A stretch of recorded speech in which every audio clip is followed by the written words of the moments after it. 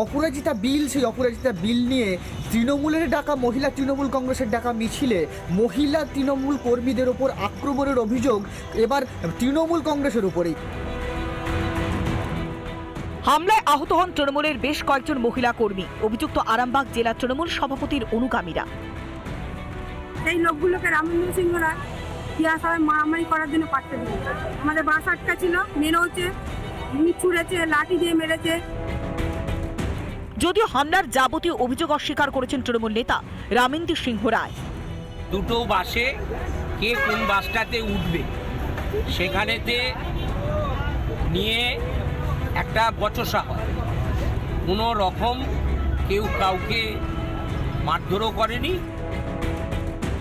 শাসকের গোষ্ঠীদ্বন্দ্ব নিয়ে তৃণমূলকে তোপ দেগেছে বিজেপি। যারা রাস্তাঘাটে নিজের দলের কর্মীদের, মহিলা কর্মীদের সুরক্ষা দিতে পারে না, তাদেরকে মার খেতে হয় এবং হসপিটালাইজড হতে হয়, তারা আবার এই বিলের সমর্থনে মিছিল করছে। এটা হাস্যস্কর ব্যাপার।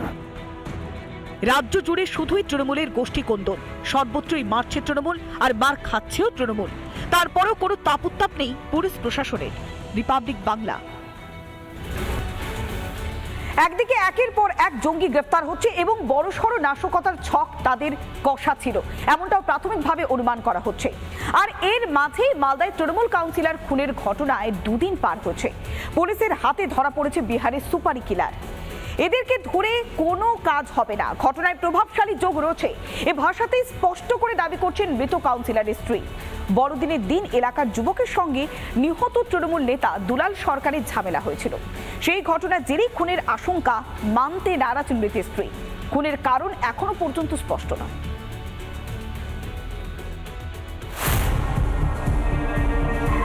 বৃহস্পতিবার মালদায় দিনে দুপুরে কাউন্সিলরের মাথা ফুঁড়ে বেরিয়ে যায় দুষ্কৃতীদের গুলি। একটা দুটো নয়, এলোপাথারি 5টা গুলি ছোড়া হয় দুলাল সরকারকে মারতে।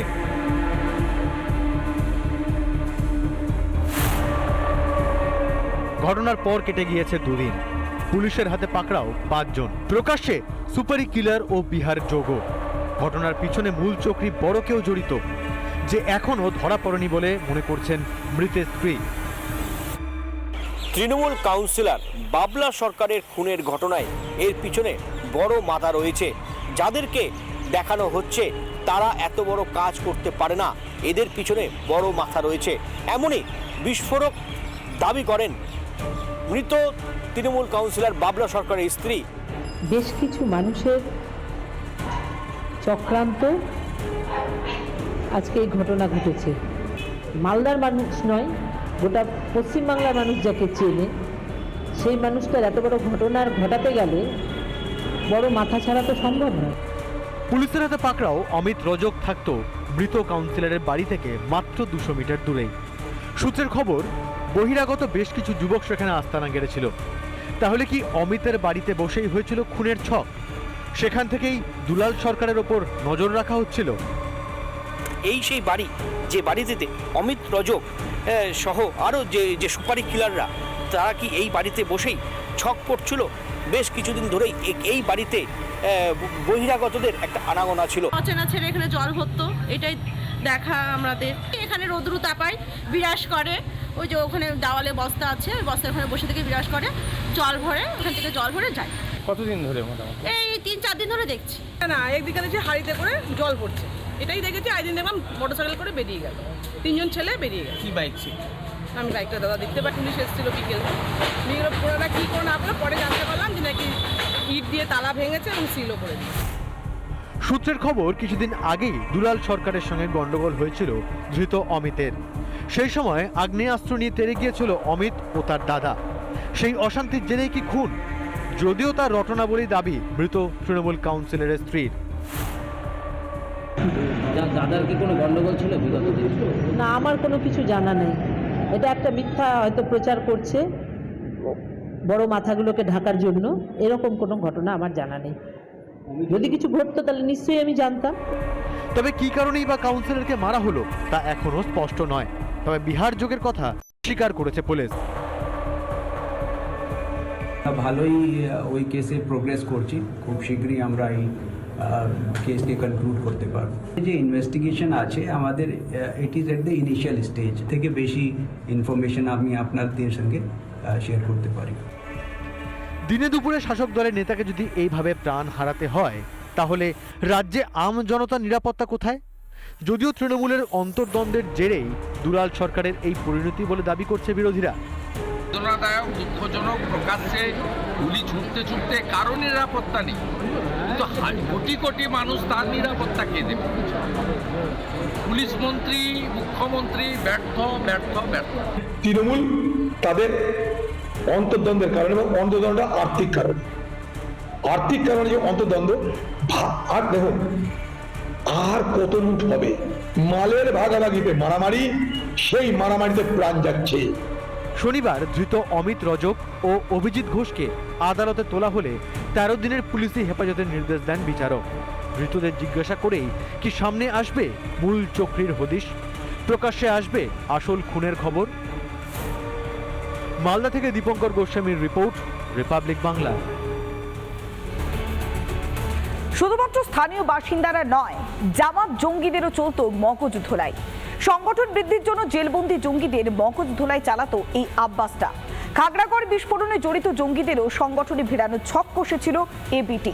সমস্ত জঙ্গিদের এক সংগঠনের তলায় এনে বড় সড় নাশকতার ছক ছিল নূর ইসলাম, আব্বাস আলীদের।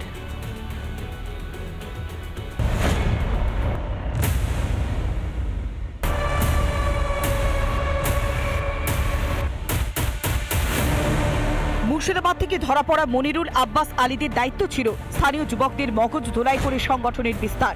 কিন্তু শুধু কি স্থানীয় যুবকদেরই মগজ ধোলাই?